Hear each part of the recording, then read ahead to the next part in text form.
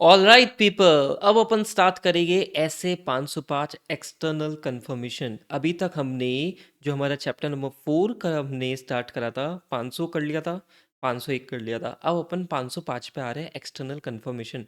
Very very easy standard. ठीक है, मैं आपको पढ़ा हुआ उसमें क्या 40 मिनट या 1 घंटा लगेगा। और जब आप खुद से रिवाइज करने बैठोगे ना, एक बार पूरा समझने के बाद में मुश्किल से 10 मिनट 15 मिनट में आपका ये रिवाइज होना स्टार्ट हो जाएगा। इतना इजी स्टैंडर्ड है ऐसे 505 एक्सटर्नल कंफर्मेशन। ठीक है, आप बस मेरे साथ में एक थोड़ा सा फ्लो बनाना। ऐसे 505 का थोड़ा सा लॉजिकली सोचना पड़ेगा, वरना है ना रट्टाफिकेशन होती है यहाँ पे। ऐसे 505 एक्सटर्नल कंफर्मेशन। एक्सटर्नल कंफर्मेशन, अब ये एक्सटर्नल कंफर्मेशन है क्या? ये बाहर से कुछ कंफर्म कर रहे हैं। जैसे मुझे एक चीज बताओ, डेटर है, डेटर का बैलेंस एक्स लिमिटेड के बुक्स में दे रखा है और क्लाइंट के बुक्स में दे रखा है बेसिकली 1 करोड़ रुपए का। कोई डेटर है राजू, राजू एक डेटर है जिसका बैलेंस दे रखा है 1 करोड़ रुपए। ऑडिटर को चेक करना है, कंफर्म करने की यार ये बैलेंस एक्चुअल में है क्या। तो ऑडिटर एक चीज क्या करता है, सीधे राजू से कंफर्मेशन लेने की कोशिश करता है, राजू राजू राजू प्लीज कंफर्म 1 करोड़ रुपए बैलेंस है क्या। ठीक है, दिस इज एक्सटर्नल कंफर्मेशन। क्या ये बात आपको समझ में आती है? अब मैं आपको थोड़े एग्जांपल्स और देता हूँ ताकि आपका पूरा दिमाग खुल जाए। एक्सटर्नल कंफर्मेशन में दिमाग पूरा खुल जाना चाहिए। जैसे एक डेटर हो गया, राजू का अपन ने एग्जांपल लिया। क्रेडिटर के भी तो अपन बैलेंसेस या कोई इंफॉर्मेशन अपन को लेनी है तो बिल्कुल ले सकते हैं। अच्छा, बैंक कंफर्मेशन, बैंक कंफर्मेशन कब ले सकते हैं? सोचो। सर बैंक बैलेंस कंफर्म कराना हो तो, इंटरेस्ट, इंटरेस्ट से रिलेटेड कंफर्मेशन कराना हो, पेमेंट हुआ या रिसीवेबल हुआ। ठीक है सर। और क्या कर सकते हैं, सपोज करो inventory lying with the third party. ऐसे 501 में इसका डिस्कशन भी करके आए थे। इन्वेंट्री थर्ड पार्टी के पास में पड़ी हुई है, एक्स लिमिटेड की इन्वेंट्री थर्ड पार्टी के पास में पड़ी हुई है, तो थर्ड पार्टी से कंफर्मेशन ले लिया। ठीक है सर। ये एक्सटर्नल कंफर्मेशन के कुछ एग्जांपल्स मैंने आपको दिए। ठीक है, केवल डेटर क्रेडिटर में एक्सटर्नल कंफर्मेशन यूज नहीं होती, अलग अलग केसेस में यूज होती है। ठीक है, हम एक डेटर का एग्जांपल लेके पूरा एक्सटर्नल कंफर्मेशन को पढ़ लेंगे। डेटर का एग्जांपल क्या, राजू वाला एग्जांपल ध्यान रखना। ठीक है सर। अब एक्सटर्नल कंफर्मेशन के लिए इंपॉर्टेंट क्या है, request from confirming party. Confirming party, confirming party कौन है? ये third party. To confirm, to confirm certain matters. ठीक है, और टू प्रोवाइड इंफॉर्मेशन, उससे कोई इंफॉर्मेशन मांग ली या उससे कोई मैटर को कंफर्म करा। अच्छा, इंपॉर्टेंट क्या है, directly to auditor, directly to auditor. तभी तो, तभी तो इस पे ऑडिटर रिलाई कर पाएगा, तभी तो ऑडिटर रिलाई कर पाएगा। क्या ये बात आपको समझ में आती है? मतलब एक बेसिक एग्जांपल लेके चलो। राजू एक डेटर था एक्स लिमिटेड में जिसका बैलेंस था 1 करोड़ रुपए। हमको कंफर्मेशन चाहिए, हमने राजू को रिक्वेस्ट भेजी, रिक्वेस्ट भेजी और राजू को बोला कि राजू प्लीज कंफर्म। ठीक है, राजू को बोला देखो कंफर्मेशन हमें ही देना, डायरेक्टली एक्स लिमिटेड को मत देना, हमें ही देना। That is external confirmation. क्या इतनी बेसिक बातें समझ में आती है तुम्हें? ठीक है, एक बार एक्सटर्नल कंफर्मेशन की डेफिनेशन पढ़े अपन। आओ, डेफिनेशन इज वेरी इंपॉर्टेंट। ठीक है, external confirmation is defined as a audit evidence. ये एक ऑडिट एविडेंस है, इंफॉर्मेशन मिल रही है। Obtain as a direct return response, to the auditor, very important, जो थर्ड पार्टी होगी, जो थर्ड पार्टी होगी, कंफर्मिंग पार्टी होगी, वो किसको डायरेक्टली रिस्पॉन्ड करेगी? ऑडिटर को रिस्पॉन्ड करेगी। ठीक है, ठीक है, बात समझ में आती है? अच्छा एक चीज ना, ये पेपर फॉर्म में भी कर सकती है, इलेक्ट्रॉनिक फॉर्म या अदर मीडियम, वो चलेगा यार। मेल पे भी कंफर्म कर सकती है, हमने उनको कोई लेटर भेजा तो वो लेटर का रिप्लाई कर सकती है, वो कैसे भी कर सकती है, चलेगा। ठीक है, ये एक बेसिक एक्सटर्नल कंफर्मेशन की डेफिनेशन है।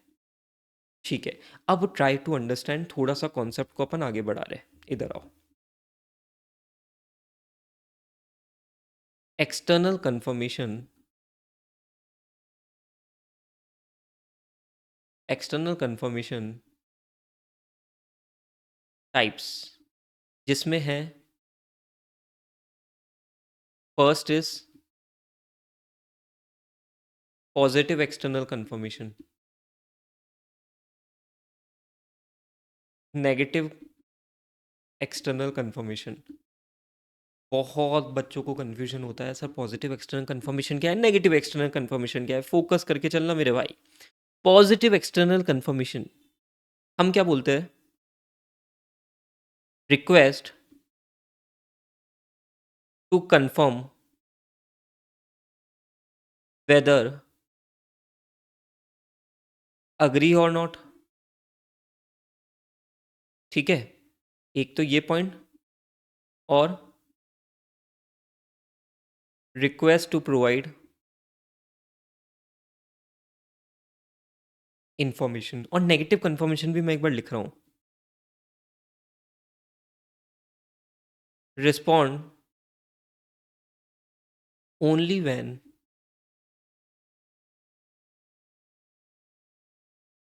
डिसअग्रीज। Focus focus focus.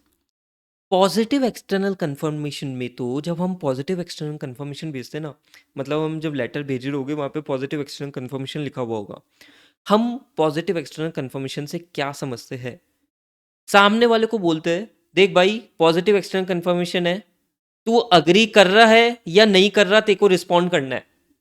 या हम तुझसे कोई एडिशनल इंफॉर्मेशन मांग रहे हैं, लाइक हमने कोई कॉन्ट्रैक्ट की डिटेल मांग ली, तुझे देना है। पॉजिटिव एक्सटर्नल कंफर्मेशन मतलब सामने वाला रिस्पॉन्ड करेगा। क्या ये बात आपको समझ में आती है? सामने वाला रिस्पॉन्ड करेगा भाई, चाहे वो अग्री होता है या नहीं होता। राजू का बैलेंस 1 करोड़ है, चाहे तुम अग्री हो रहे हो या डिसअग्री हो रहे हो, तुम्हें रिस्पॉन्ड करना है। ठीक है सर, सामने वाले को बोल दिया सर, करेगा वो रिस्पॉन्ड। नेगेटिव एक्सटर्नल कंफर्मेशन थोड़ा सा अलग है। नेगेटिव एक्सटर्नल कंफर्मेशन बोलता है जब रिजल्ट नेगेटिव हो ना, तब रिस्पॉन्ड कर देना। मतलब अगर तुम डिसअग्री करते हो गिवन इंफॉर्मेशन से, तो रिस्पॉन्ड कर देना। सर एग्जांपल दो। राजू को हमने भेजा नेगेटिव एक्सटर्नल कंफर्मेशन और बैलेंस था 1 करोड़ रुपए। अगर राजू के बुक्स में भी 1 करोड़ रुपए है तो वो रिस्पॉन्ड ही नहीं करेगा नेगेटिव एक्सटर्नल कंफर्मेशन में। But if he disagree then he will respond. समझे? दोनों में डिफरेंस समझे? होल्ड ऑन, होल्ड ऑन, वापस आराम से। पॉजिटिव में हमेशा रिस्पॉन्ड करना है, ठीक है, हमेशा। और नेगेटिव में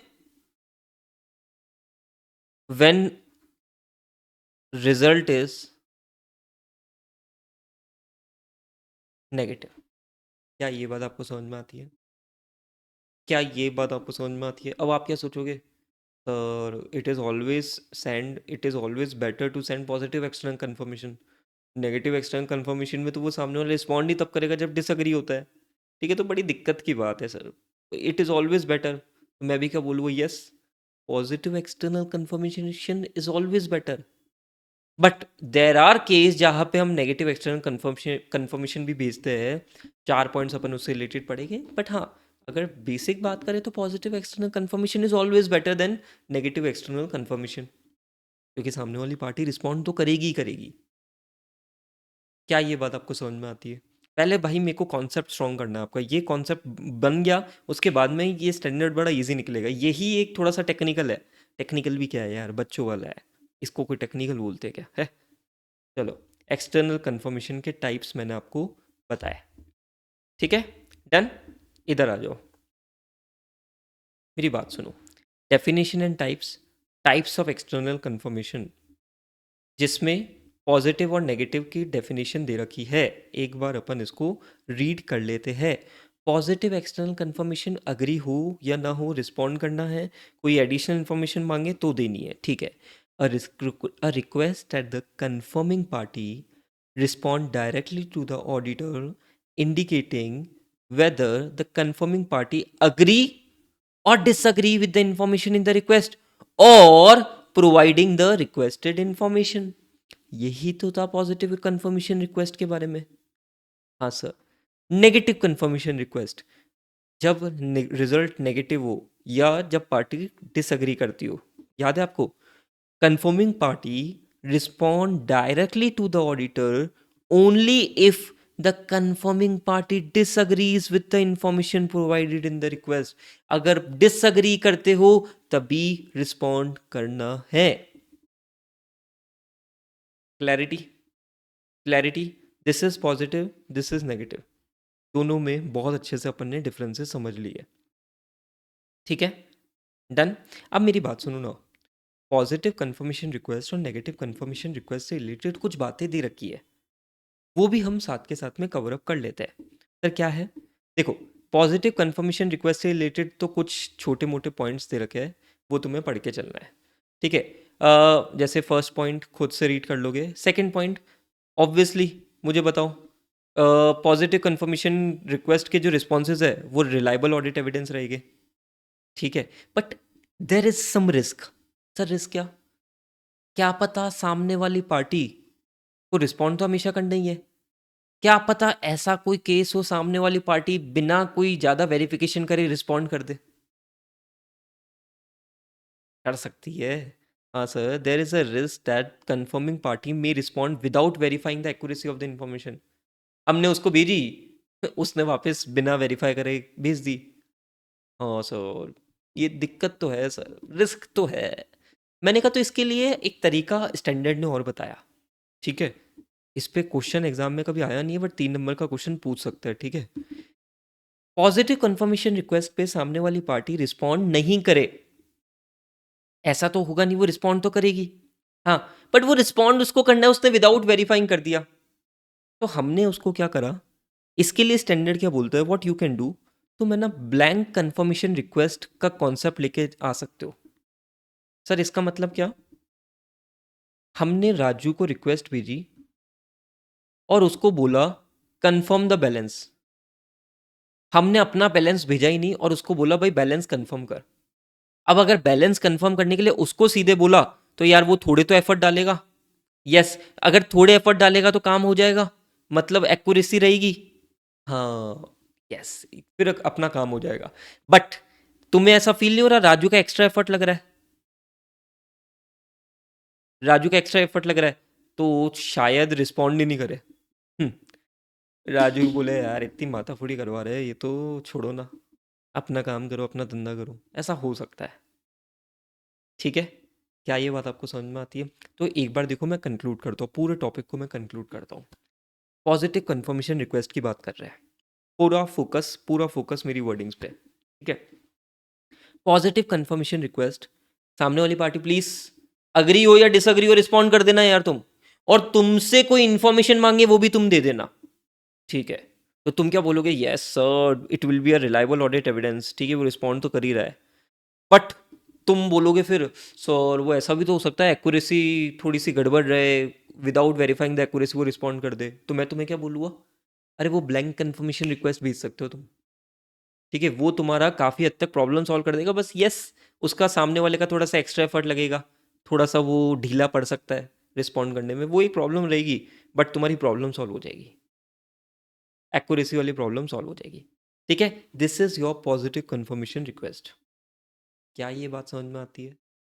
ठीक है, देखो स्टूडेंट्स, अपन है ना एक एक लाइन का मतलब समझ रहे हैं, इसलिए ये स्टैंडर्ड समझाने वक्त थोड़ा सा लेंदी हो सकता है, पर जब खुद से पढ़ोगे ना, एक बार कॉन्सेप्ट समझ में आ गया ना, बहुत ईजी होएगा।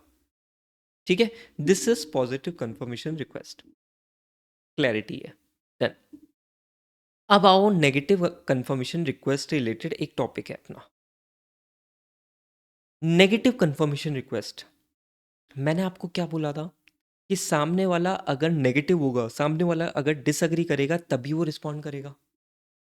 तो आपको भी थोड़ा डर लगता है सर, दिक्कत है, थोड़ी तो दिक्कत है, मतलब ये कम ही प्रिफर करेंगे। स्टैंडर्ड भी यही बोलता है कि मेरे भाई कभी भी तू नेगेटिव कंफर्मेशन रिक्वेस्ट को sole substantive audit procedure use मत करना जब तक ये चारों कंडीशन सेटिस्फाई नहीं हो जाती।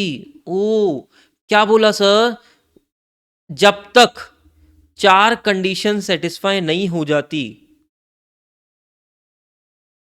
चारों की चारों कंडीशन, ऑल फोर, तब तक तुम्हें नेगेटिव कंफर्मेशन रिक्वेस्ट नहीं भेजनी है।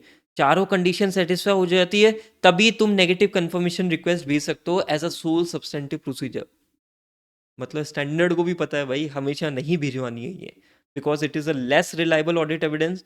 नेगेटिव कंफर्मेशन रिक्वेस्ट तभी भेजेंगे जब चार कंडीशन सेटिस्फाई होगी। क्या ये बात आपको समझ में आती है? क्या ये बात आपको समझ में आती है?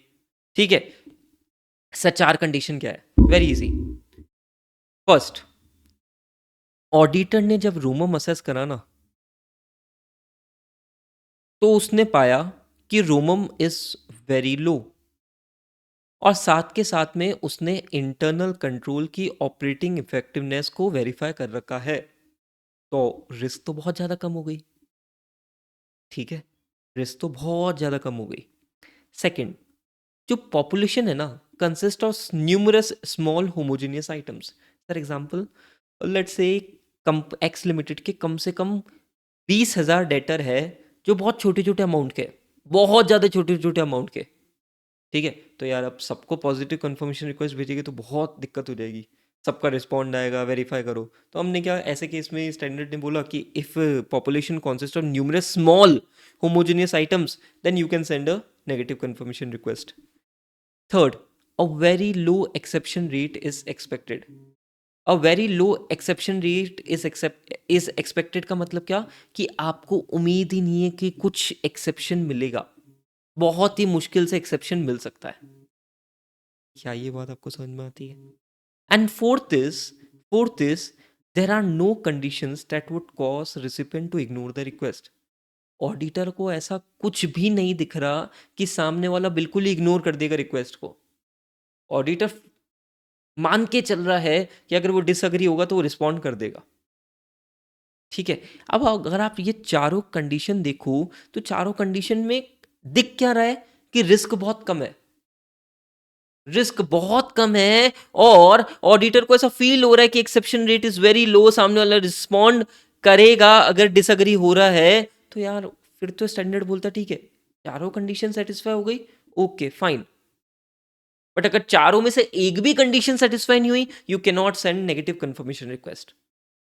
क्या ये बात तुम्हें समझ में आती है? ठीक है, एक बार मेरे साथ में इसके नोट्स तुम बनाओगे। तब क्यों बनाने हैं इसके नोट्स? इतना इजी टॉपिक तो है, मैंने कहा यार 4 नंबर का टॉपिक आ जाता है ना, तो बच्चों को लिखने में बड़ी प्रॉब्लम आती है। ठीक है, सो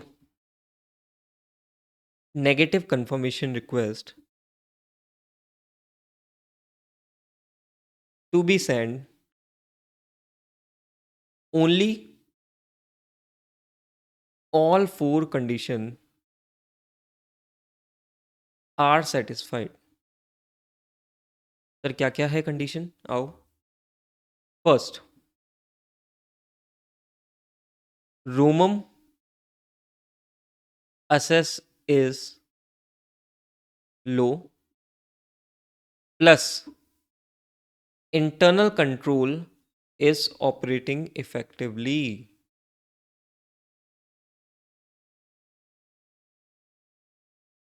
ठीक है sir. Second, population consist of small homogeneous items. ठीक है sir. Third, very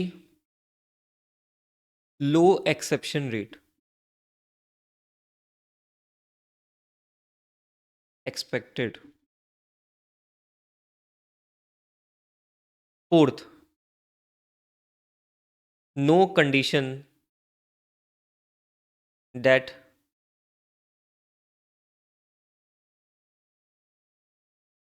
third party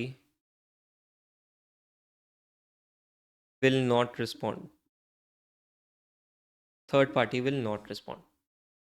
ठीक है। इफ एनी कंडीशन,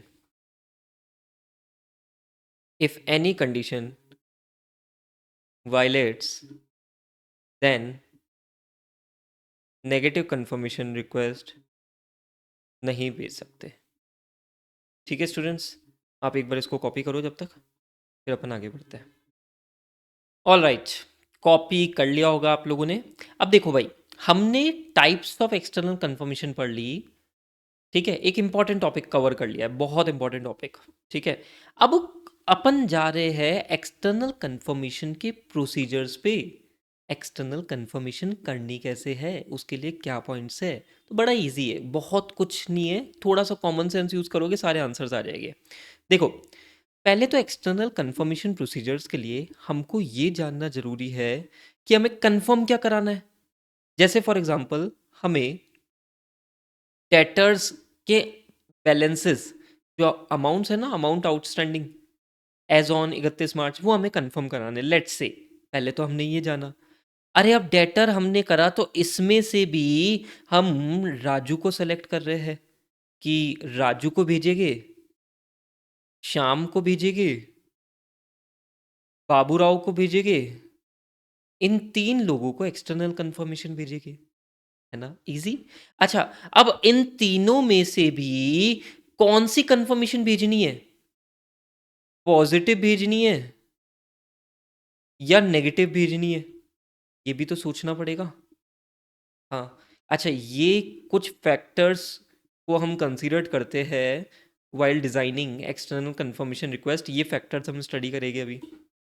ठीक है, अब मुझे एक चीज़ बताओ ना, तुमने कंफर्मेशन भेज दी, उसके बाद में तुम्हें क्या लेना पड़ेगा फाइनली? बेसिकली तुम्हें पहले तो डिज़ाइन सेट करनी है, उसके बाद में फाइनली तुम्हें कंफर्मेशन भेजनी है और फॉलोअप लेते जाना ताकि रिस्पॉन्स मिल जाए। क्या ये बेसिक स्टेप है? क्या ये बेसिक कॉमन सेंस से अपन ने पॉइंट्स बनाए? ठीक है, हमने पहले सेलेक्ट करा कि हमें कंफर्मेशन किसकी चाहिए या हमें इंफॉर्मेशन कौन सी चाहिए। हमने उसके लिए जो थर्ड कंफर्मेशन पार्टी होगी उसको अप्रोप्रिएटली सेलेक्ट करा। Then we design our request, positive है नेगेटिव है, और फाइनली वही भेजो यार, किसका इंतज़ार है तुम्हें। और यही सारे पॉइंट्स हमारे रिपीट होएंगे। देखो, बहुत कॉमन सेंस वाले टॉपिक है। So external confirmation procedures. अब पहली एक इसमें छोटी सी बात जो मैंने हाईलाइट कर रखी है, दैट इज़ वेरी इंपॉर्टेंट। इस पे खुद से 2 नंबर का क्वेश्चन पूछ सकता है, सर क्या एक्सटर्नल कंफर्मेशन जो तुम भेज रहे हो ना, इसका कंट्रोल पूरा का पूरा ऑडिटर के पास में होना चाहिए। मतलब, मैं एक एग्जांपल देता हूँ। एक्सटर्नल कंफर्मेशन की रिक्वेस्ट सपोज करो तुम मेल से भेज रहे हो, वो क्लाइंट के मेल आईडी से मत भेज देना, तो रिस्पॉन्स भी क्लाइंट की मेल आईडी पे आएगा। मतलब क्या रह जाएगा, एक्सटर्नल कंफर्मेशन का पूरा कंट्रोल किसके पास में होना चाहिए, ऑडिटर के पास में। ऐसा नहीं है कि क्लाइंट तुम्हें बोल रहा है सर एक काम करो ना यार, मेरी मेल आईडी से भेज दो आप तो कंफर्मेशन रिक्वेस्ट, नहीं, नहीं चलेगा। पूरा का पूरा एक्सटर्नल कंफर्मेशन रिक्वेस्ट पे कंट्रोल ऑडिटर का होना चाहिए। First point. उसके लिए ऑडिटर क्या करेगा, पहले डिटरमाइन करेगा इंफॉर्मेशन टू बी कंफर्म्ड और रिक्वेस्टेड। ठीक है, then he will select the appropriate confirming party. यही पढ़ा था Raju. Designing the confirmation request. ठीक है, इंक्लूडिंग डिटरमाइनिंग दैट रिक्वेस्ट और प्रॉपरली एड्रेस, ऑब्वियसली रिक्वेस्ट को प्रॉपरली एड्रेस करना, and contain return information for responses to be send directly to the auditor. हम लिख के देते हैं कि भाई ये रिस्पॉन्स तुम्हें डायरेक्टली ऑडिटर को करना है। And finally sending the request including follow up request if applicable to the confirming party. क्या यही सारे पॉइंट्स थे आपके? क्या करा आपने एज अ ऑडिटर? पहले तो जो भी एक्सटर्नल कंफर्मेशन का प्रोसीजर्स था उस पर कंट्रोल आप करा। Then what you need to do, you need to determine the information to be confirmed और requested. Then appropriate confirming party को सेलेक्ट करो। Finally design the confirmation request, positive है नेगेटिव है, और फाइनली उसमें लिख देना कि भाई तुम्हें जो रिटर्न का जवाब देना वो ऑडिटर को देना directly. And fourth point, finally भेजो यार, किसका इंतजार है, फॉलो अप लेते जाओ। क्या ये बात आपको समझ में आती है? ठीक है, अभी मैंने है ना डिजाइनिंग द कंफर्मेशन रिक्वेस्ट से रिलेटेड एक नोट नंबर 1 लिखा हुआ है। नोट नंबर 1, मैंने आपको बोला था ना, कुछ फैक्टर्स कंसीडर्ड करे जाते हैं while designing external confirmation request. तो उन फैक्टर्स के बारे में ही बातें करेंगे। ठीक है सर, क्या क्या फैक्टर्स हैं? पहला है, let's say, assertions being address. अब असर्शन बीइंग एड्रेस का एग्जांपल क्या ले सकते हैं अपन? लेट्स से डेटर की आपको एग्जिस्टेंस चेक करनी है या आपको डेटर की कंप्लीटनेस चेक करनी है। मतलब लेट्स से डेटर की एग्जिस्टेंस चेक करनी है, तो 31 मार्च का बैलेंस हो गया, तो वो कंफर्मेशन करवाओगे। और कंप्लीटनेस चेक करनी है, मतलब सारे ट्रांजेक्शन चेक करने हैं, तो आप क्या बोलोगे? भाई तेरा लेजर भेजना यार, पूरा का पूरा लेजर भेज। तो वो डिपेंड करेगा, आप जो कंफर्मेशन रिक्वेस्ट डिजाइन करो तो वो डिपेंड करेगा किस पे? Assertion being address. उसके साथ में specific identified risk of material misstatement including fraud risk. ठीक है, रूमम कैसा है?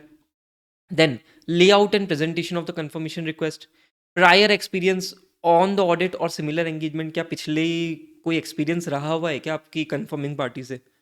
ठीक है, उससे क्या आइडिया हो जाता है भाई कंफर्म रिस्पॉन्ड करता है नहीं करता है। Method of communication in paper form और बाय इलेक्ट्रॉनिक और अदर मीडियम। जैसे फॉर एग्जांपल सपोज करो, लेट्स से इंडिया के बाहर की कोई पार्टी है, तो उनको तो मेथड ऑफ कम्युनिकेशन तुम क्या रखोगे? हमेशा ईमेल टाइप में रखोगे। ठीक है, मैनेजमेंट ऑथराइजेशन और एनकरेजमेंट। सर ये क्या पॉइंट है? ये पॉइंट किससे रिलेटेड है माय डियर स्टूडेंट्स? सोचना थोड़ा सा। आप किसी पार्टी को भेज रहे हो रिक्वेस्ट, वो शायद रिस्पॉन्स नहीं करेगा, बट यही आपने जो क्लाइंट है ना, उसका भी साथ में रिक्वेस्ट डाल दिया, मैनेजमेंट की रिक्वेस्ट भी डाल दी, तो उसका फोकस थोड़ा सा ज़्यादा रहेगा कि अच्छा यार ये पार्टी, ये जो क्लाइंट है, ये जो मैनेजमेंट है इनका, ये भी रिक्वेस्ट कर रहा है। ठीक है, तो उसका पॉजिटिव इम्पैक्ट जाता है, तो हम ये भी कंसिडर करते हैं। Confirming parties may only be willing to respond to a confirmation request containing management authorization. And last point है ability of the intended confirming party. सामने वाली पार्टी की क्या अबिलिटी है? ठीक है, मतलब क्या वो रिस्पॉन्ड अप्रोप्रिएटली कर सकता है क्या, ये वाला पॉइंट है। So my dear students, what you need to do, आपको ये जो फैक्टर्स है ना, फैक्टर्स पे क्वेश्चन आ सकता है 4 नंबर का, कि जब आप कंफर्मेशन रिक्वेस्ट डिज़ाइन करो तो कौन कौन से फैक्टर्स कंसीडर करोगे।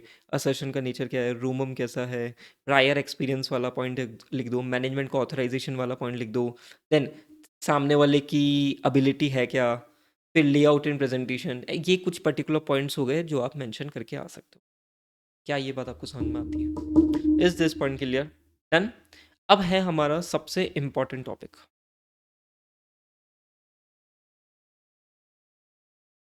Expected in May 2025। Let's say भाई ऐसा केस हुआ कि मैनेजमेंट ने मना कर दिया, हमने बोला हमें रिक्वेस्ट भेजनी है, मैनेजमेंट ने मना कर दिया कि नहीं भेज सकते। ऑडिटर क्या करे? Sir modify modify modify. मैंने कहा नहीं मेरे भाई, सीधे मॉडिफाई पे मत जा। उसने मना करा, हाथों हाथ इंक्वायरी कर, क्यों मना कर रहे हो, क्या रीजन है? उसके रीजन को सोच कि क्या उसका रीजन जस्टिफाइबल है। सबसे पहले तो हाथों हाथ पूछना, अरे क्यों मना कर रहे हो यार तुम? ठीक है, तुम गोवा जाने के लिए घर पापा से पूछ, पापा ने मना कर दिया तो तुम पूछोगे ना एक बार के लिए, पापा क्यों मना कर रहे हो? अब तो मैं बड़ा हो गया हूँ, पूछ मत लेना, थप्पड़ पड़ेगा हाथों हाथ। ठीक है, मत पूछना भाई। ठीक है, मैनेजमेंट से तो पूछ लेना यार। तो inquiry as to the management reasons for refusal and seek audit evidence as to their validity and reasonableness. क्या मैनेजमेंट का रिफ्यूजल रीजनेबल है? ठीक है, देन तुमने हाथों हाथ इंक्वायरी करी, अब मैनेजमेंट ने मना कर दिया, तो तुम इवेल्युएट कर रहे हो उसकी इम्प्लीकेशन का। अरे यार ये मैनेजमेंट ने मना कर दिया, इसके कारण मेरे रूमम पे क्या इम्पैक्ट आ रहा है, इसके कारण मुझे फर्दर ऑडिट प्रोसीजर कौन कौन से लगाने पड़ेंगे, क्या कुछ फ्रॉड वाला एंगल है क्या यहाँ पे कि मैनेजमेंट क्यों मना कर रहा है? समझ रहे हो? तुम इवेल्युएट कर रहे हो अब सर्कमस्टेंस कि यार ये मैनेजमेंट ने तो मना कर दिया, अब इसका इम्पैक्ट क्या है, मेरे रूमम पे क्या इम्पैक्ट आ रहा है, मुझे फर्दर ऑडिट प्रोसीजर कितने लगाने पड़ेंगे, क्या ये फ्रॉड रिलेटेड इश्यूज तो क्रिएट नहीं हो रहे यहाँ पे? वही पॉइंट है। The if evaluate on the implications of management refusal on the auditor assessment of the relevant ROMM including the risk of fraud and on the nature timing and extent of other audit procedures. And third, what you have option. क्या option है आपके पास में? Sir हमारे पास में option है आपका, alternative audit procedure, अब तुम्हें ऑल्टरनेट ऑडिट प्रोसीजर लगाना है to obtain relevant and reliable audit evidence. क्या ये बात आपको समझ में आती है? क्या ये पॉइंट्स आपको समझ में आते हैं? बट लेट्स से, अब मैं बोलता हूँ कि मैनेजमेंट का रिफ्यूज़ल सही नहीं था, या ऑल्टरनेट ऑडिट प्रोसीजर लगाने से भी आपका काम नहीं हो रहा था, you are not able to obtain reliable and relevant audit evidence, then एक काम करो, TCWG से एक बार कम्युनिकेट करो कि यार ये मैनेजमेंट मना कर रहा था, और उसके बाद में इम्प्लीकेशन देखो ऐसे 705 पे मॉडिफिकेशन पे। ठीक है, मैं एक बार तुम्हें नोट्स बनाता हूँ, बड़ा बढ़िया टॉपिक है, 4 नंबर का क्वेश्चन पूछा जा सकता है। सो मैनेजमेंट रिफ्यूजेस, तो ऐसे केस में ऑडिटर क्या करे? इंक्वायरी अबाउट मैनेजमेंट रिफ्यूजल और इसकी वैलिडिटी देखो, रीजनेबलनेस देखो। ठीक है, अब मना कर ही दिया है तो इसका इम्पैक्ट देखो भाई, इवेल्युएट इम्प्लीकेशन। इम्प्लीकेशन किस पे सर? एक तो रिस्क ऑफ मटेरियल मिसस्टेटमेंट, और यहाँ पे फ्रॉड वाला एंगल भी देखोगे, और nature, timing and extent of further audit procedure. ठीक है, या अदर ऑडिट प्रोसीजर, एक ही बात है यार वहाँ पे। थर्ड, क्या ऑप्शन है आपके पास में? आप ऑल्टरनेटिव ऑल्टरनेटिव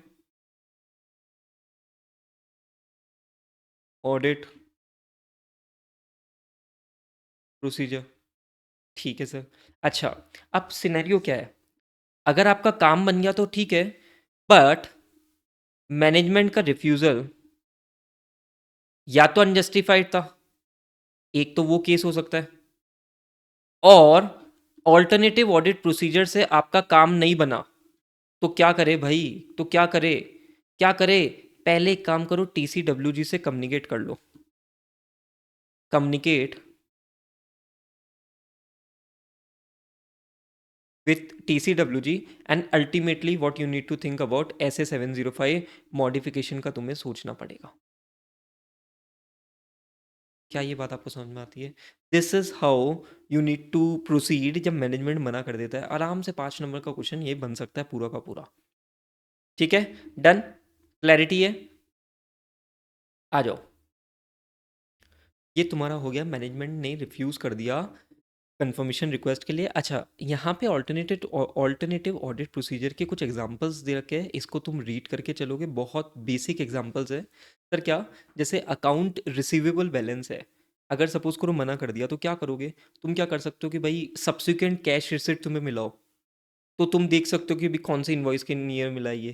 ठीक है, तुम शिपिंग डॉक्यूमेंट्स एग्जामिन कर सकते हो, और अकाउंट पेबल इसका अपोजिट हो गया, तो उससे रिलेटेड सब्सिक्वेंट कैश पेमेंट तुम देख सकते हो, डिसबर्समेंट तुम देख सकते हो। ठीक है, देन कोई other record, good receive note हो गया जैसे, वो तुम देख सकते हो। ठीक है, पॉइंट इज क्लियर? डन। अच्छा, ये बड़ा इंपॉर्टेंट टॉपिक था, मैनेजमेंट रिफ्यूजल। मैं तो उम्मीद कर रहा हूँ मई 2025 में ये 4 नंबर का क्वेश्चन, 5 नंबर का क्वेश्चन इस पर मिल जाएगा आपको। ठीक है, done. And now comes the last topic, evaluating the evidence obtain. बड़ा इजी टॉपिक है यार ये भी। Evaluating evidence obtain, evaluating evidence obtain. अब इसके लिए मैं तुम्हें एक स्टोरी सुनाता हूँ। एक हमारा बॉय है, और एक है गर्ल।